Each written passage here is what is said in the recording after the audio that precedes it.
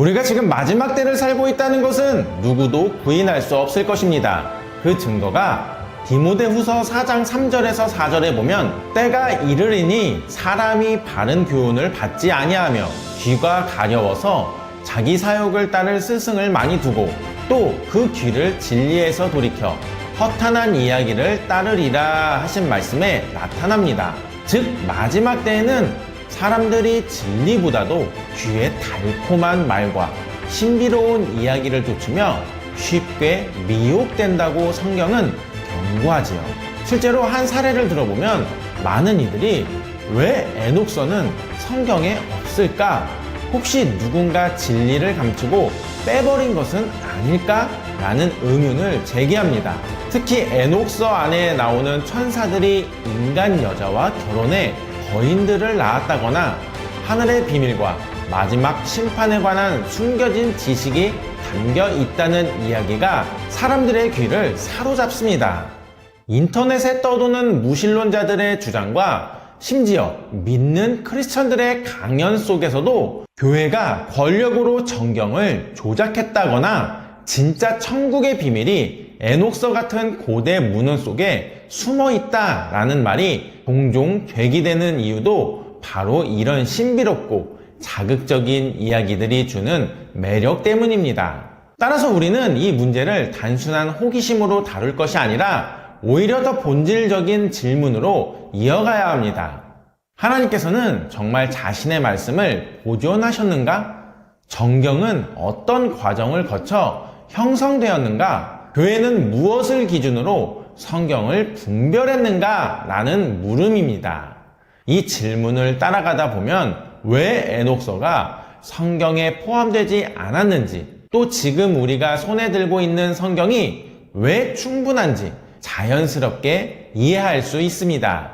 그래서 이번 영상에서는 미국에서 목사들의 목사로 불리우는 존 맥아더 목사님의 에녹서 관련 설교를 통해 이 주제를 더 깊이 살펴보겠습니다.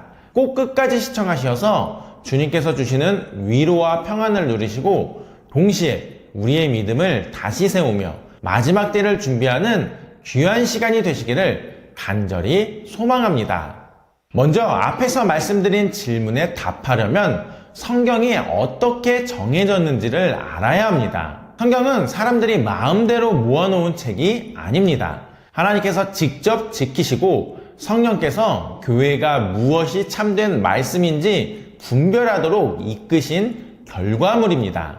예수님의 모습을 보면 금방 알 수가 있지요. 예수님은 사람들에게 가르치실 때 언제나 기록되었으되 라고 하시면서 창세기, 신명기, 이사야, 시편 같은 책들을 인용하셨습니다. 실제로 마태복음 4장 4절에서 사탄의 시험을 받으실 때도 기록되었으되 사람이 떡으로만 살 것이 아니요 하나님의 입으로부터 나오는 모든 말씀으로 살 것이라 라고 말씀하시며 신명기를 인용하셨습니다. 그리고 이 책들을 하나님의 말씀으로 확실히 인정하셨지요. 하지만 에녹서 같은 책은 단 한 번도 그런 방식으로 사용하지 않으셨습니다. 만약 에녹서가 정말 하나님의 말씀이라면 주님이 직접 인용하시고 권위를 세우셨을 텐데 그렇지 않으셨다는 것이 중요한 근거입니다. 게다가 사도 바울, 베드로, 요한, 야고보도 마찬가지였습니다. 교리를 설명하거나 교회를 세울 때 에녹서를 사용하지 않았습니다. 또 교회도 책을 고를 때 아무 기준 없이 흥미롭다고 다 받아들인 게 아닙니다. 이 책이 사도가 직접 쓴 것인가? 이미 주신 말씀과 잘 맞는가? 교회 전체가 하나님의 말씀으로 인정을 하는가? 같은 엄격한 기준을 가지고 살폈습니다. 그 기준을 통과한 책들이 바로 지금 우리가 가진 성경입니다. 그런데 에녹서는 이런 기준에 맞지 않았기 때문에 자연스럽게 제외된 것이었습니다.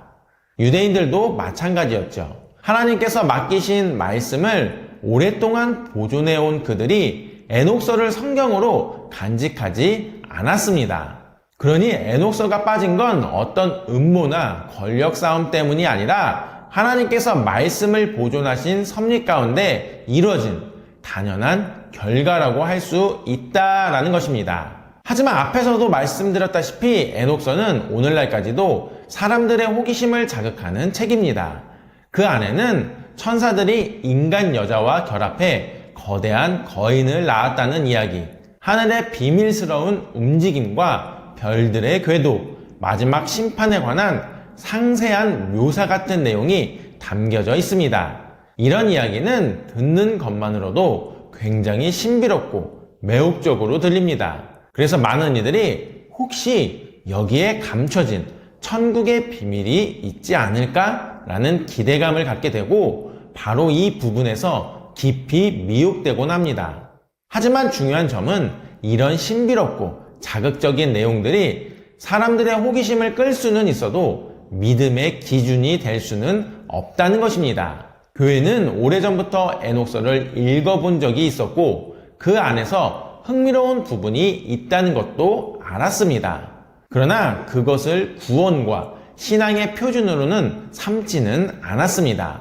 결국 에녹서는 고대 문헌으로 참고할 수 있는 가치는 있을지 몰라도 성령의 영감으로 받아 쓰여진 성경의 반열에는 오르지 못했던 것입니다. 이런 사실은 우리에게 분명한 메시지를 줍니다. 겉보기에 신비롭고 특별해 보이는 이야기라고 해서 다 진리가 되는 것은 아닙니다.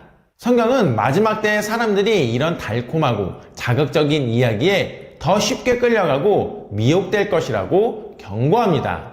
실제로 디모데전서 4장 1절은 그러나 성령이 밝히 말씀하시기를 후일에 어떤 사람들이 믿음에서 떠나 미혹하는 영과 귀신의 가르침을 따르리라 하셨다라고 기록합니다.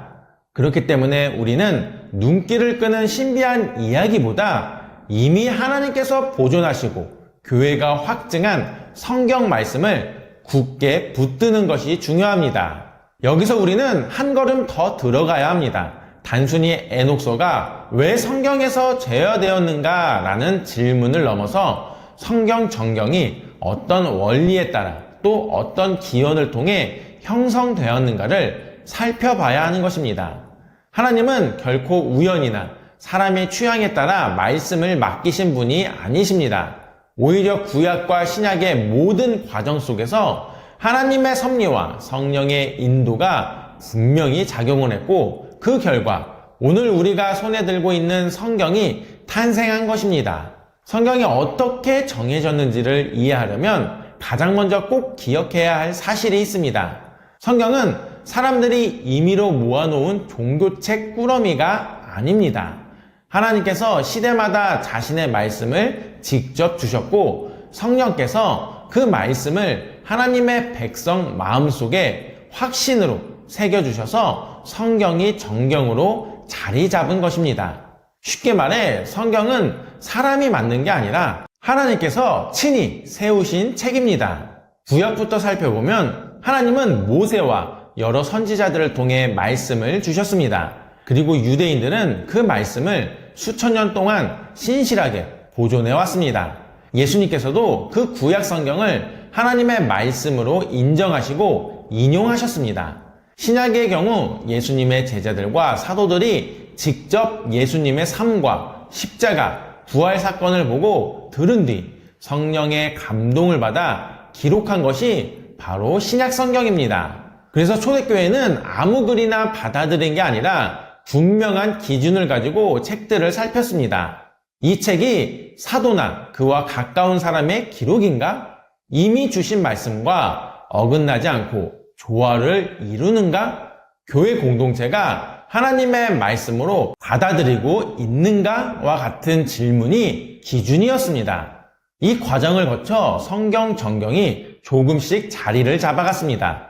예를 들어 주후 367년에 알렉산드리아의 아타나시우스가 부활절 편지에서 지금 우리가 가진 27권 신약 성경을 모두 언급을 했고 이어서 397년 카르타고 회의에서도 이 목록이 교회의 공식적인 정경으로 확증되었습니다. 이런 역사를 보면 정경은 특정한 누군가가 권력으로 꾸며낸 결과물이 아니라 오랜 세월 동안 교회가 기도하며 성령의 인도하심을 따라 분별해온 결과임을 알 수 있습니다. 결국 이것이 성경 정경의 뿌리와 원리입니다. 단순히 흥미롭거나 신비하게 보이는 글이 아니라 하나님이 직접 감동하시고 지켜주신 책만이 성경으로 인정된 것입니다. 실제로 베드로후서 1장 21절은 예언은 언제든지 사람의 뜻으로 된 것이 아니요 오직 성령의 감동하심을 받은 사람들이 하나님께 받아 말한 것임이라 라고 말씀합니다. 그렇기 때문에 에녹서 같은 책은 사람들이 오래전부터 읽기는 했지만 믿음과 구원의 기준이 될 수는 없었습니다. 오늘날에도 마찬가지로 참고할 수 있는 고대 문헌일 수는 있어도 하나님의 말씀이라고 부를 수는 없는 것이지요. 하지만 어떤 분들은 이렇게 반론을 제기하고 있습니다. 그래도 교회가 권력으로 불편한 책을 빼버린 것 아니냐? 왜 꼭 지금 가진 성경만 맞다고 확신할 수 있느냐? 유다서의 에녹서 구절이 인용된 걸 보면 뭔가 특별한 의미가 있지 않겠느냐? 라는 질문들은 오늘날까지도 많은 사람들이 꾸준히 제기하는 의문 중 하나입니다. 그러나 이런 비판에 대한 대안은 이미 역사와 성경 속에 분명히 제시되어 있습니다. 교회가 책을 걸러낸 이유는 권력 때문이 아니라 앞서 말씀드린 엄격한 기준 때문이었습니다. 예수님도 사도들도 에녹서를 권위 있는 말씀으로 사용하지 않았습니다. 유다서의 인용도 단순히 당시 유대인들에게 알려져 있던 이야기를 예화로 든 것일 뿐 책 전체에 영감을 부여한 것이 아닙니다. 그리고 무엇보다 중요한 것은 하나님께서 스스로 자신의 말씀을 보존하셨다는 사실입니다. 즉 교회는 말씀을 만들어낸 것이 아니라 하나님이 이미 주신 말씀을 인정하고 받아들인 것뿐이었습니다. 성경도 이 점을 분명히 증거합니다. 이사야 40장 8절은 풀은 마르고 꽃은 시드나 우리 하나님의 말씀은 영원히 서리라 라고 선포합니다. 그래서 존 맥어더 목사님도 설교의 마지막에서 이렇게 강조하셨습니다. 하나님께서 주신 말씀은 인간이 덧붙이거나 빼버릴 수 있는 것이 아니며 스스로 보존해 오신 절대적인 진리라는 것입니다. 사람들은 언제나 새로운 지식이나 신비한 비밀을 찾아 나서지만 그런 것들은 결국 우리의 믿음을 흔드는 미혹일 뿐이라고 경고하셨습니다. 그래서 목사님은 성경만이 유일한 하나님의 말씀이며 구원에 충분하고 그 외의 책은 결코 그 자리를 대신할 수 없다라고 단호히 선언하십니다. 곧 성경은 영감으로 기록된 완전한 책이고 신앙과 구원 그리고 우리의 삶 전체를 비추는 유일한 기준이라는 것입니다. 이것이야말로 교회가 끝까지 붙들어야 할 진리이며 마지막 때를 살아가는 우리가 더욱 굳게 서야 할 반석이라는 점을 잊지 말아야 된다라는 것입니다. 따라서 우리는 신비한 문헌이나 호기심을 불러일으키는 이야기들에 매달릴 것이 아니라 마지막 날 하나님의 심판 앞에 설 수 있도록 우리를 준비시키는 하나님의 말씀, 곧 성경만을 굳게 붙잡아야 합니다. 성경만이 유일하고 충분한 구원의 길을 보여주는 빛이기에 이 말씀 위에 믿음을 세우고 장차 다가올 부활과 심판을 준비하는 것이 우리의 가장 시급하고 중요한 사명인 것입니다. 그 이유가 무엇입니까? 맞습니다. 결국 모든 사람은 하나님의 말씀 앞에 서야 하고 그 말씀에 따라 심판을 받게 되기 때문입니다. 성경은 이 사실을 여러 곳에서 분명히 증거합니다. 로마서 2장 16절은 곧 나의 복음이 이른 바와 같이 하나님이 예수 그리스도로 말미암아 사람들의 은밀한 것을 심판하시는 그 날이라 라고 말씀합니다. 이 말씀은 겉으로 드러난 모습만이 진짜가 아니라 우리 마음 깊은 곳에 은밀한 동기까지도 하나님의 공의로운 심판대 앞에 드러날 것이라는 경고입니다. 또한 고린도후서 5장 10절은 이렇게 선포합니다. 이는 우리가 다 반드시 그리스도의 심판대 앞에 나타나게 되어 각각 선악간에 그 몸으로 행한 것을 따라 받으려 함이라. 즉 말씀의 기준 앞에서는 아무도 예외가 없으며 모든 인생은 결국 그리스도의 심판대 앞에 서서 자신이 행한 바를 결산하게 됩니다. 그리고 요한복음 5장 28절에서 29절에서도 예수님은 이를 놀랍게 여기지 말라. 무덤 속에 있는 자가 다 그의 음성을 들을 때가 오나니 선한 일을 행한 자는 생명의 부활로, 악한 일을 행한 자는 심판의 부활로 나오리라 라고 말씀하셨습니다. 즉 죽음 이후에도 인생은 끝이 아니라 반드시 부활과 심판이 뒤따른다는 것입니다. 그래서 요한계시록 20장 15절은 그 최종적인 결론을 알려줍니다. 누구든지 생명책에 기록되지 못한 자는 불못에 던져지더라. 이 말씀은 단순한 상징이 아니라 구원받은 자와 그렇지 못한 자가 영원히 갈라지는 마지막 날의 엄중한 현실을 보여줍니다.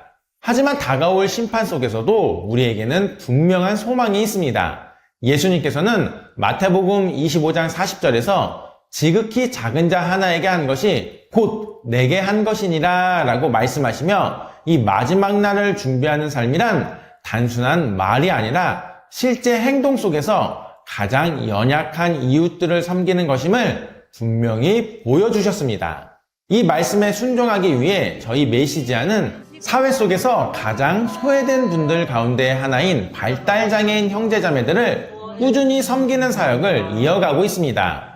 지금까지는 유튜브 채널을 통한 사역 수익으로 장애인 재활시설에 간식을 전달해 왔는데요.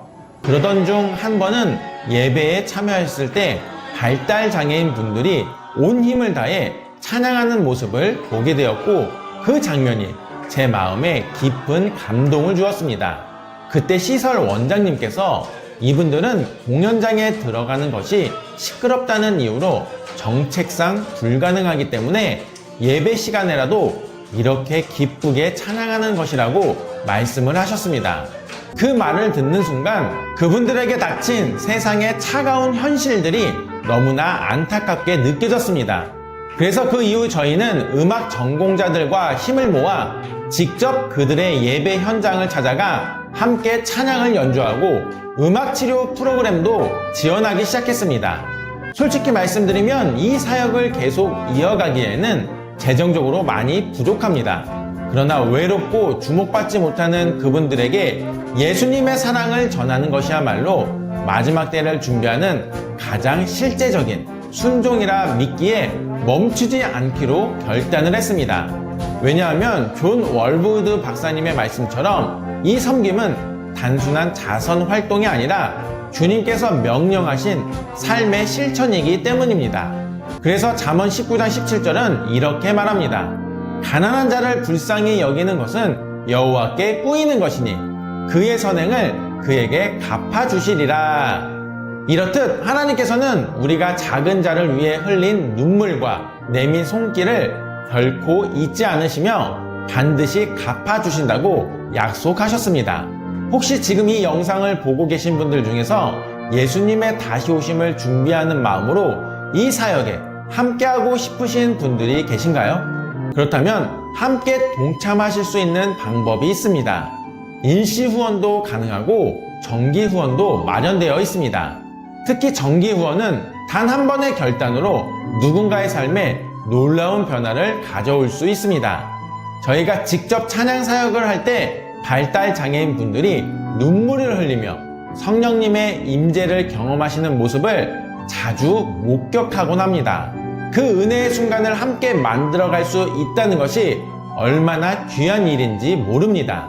그래서 이 영상 고정 댓글에 일시 후원과 정기 후원 방법을 안내해 주었으니 기도하는 마음으로 함께 해주시면 감사하겠습니다. 다시 한번 강조드리면 우리는 마지막 때를 살고 있습니다. 그리고 그 마지막을 준비하는 가장 확실한 길은 초림 때에는 십자가에서 죽으셨지만 재림 때에는 심판주로 오실 예수님 앞에 칭찬받는 삶을 사는 것입니다. 그리고 그날 주님은 분명히 이렇게 물으실 것입니다. 너희는 지극히 작은 자에게 무엇을 했느냐? 그 질문 앞에 우리 모두가 예 주님, 저는 그들을 위해 살았습니다 라고 고백할 수 있기를 간절히 소망해 봅니다. 예수님의 말씀 함께 전하네. 예수님의 사랑 함께 느끼네.